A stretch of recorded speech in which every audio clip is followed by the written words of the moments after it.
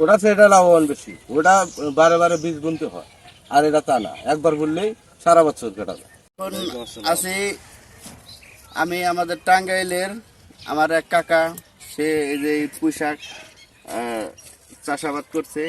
আমি অনেক বিভিন্ন জায়গায় আমি গাড়ি চালাই, বিভিন্ন জায়গায় ঘুরে দেখি।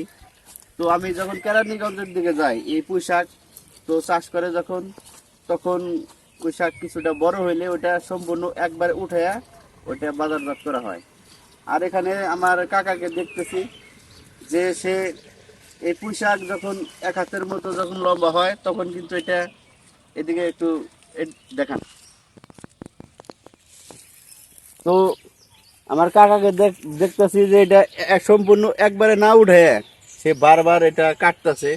আবার এটা কিভাবে এটা আপনি চাষ করতেছেন?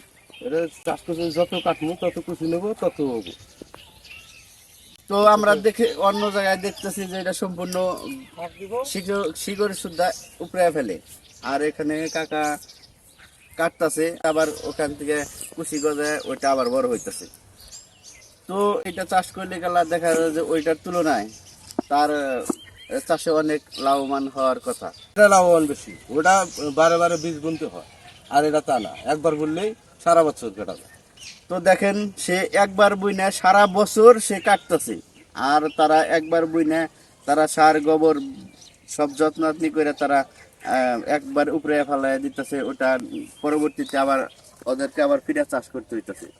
আর ইনি কাকা একবার বোনার পরে সে সারা বছর ধরে কিন্তু সে কাটতেছে, আবার খুশি গজায় উঠতেছে।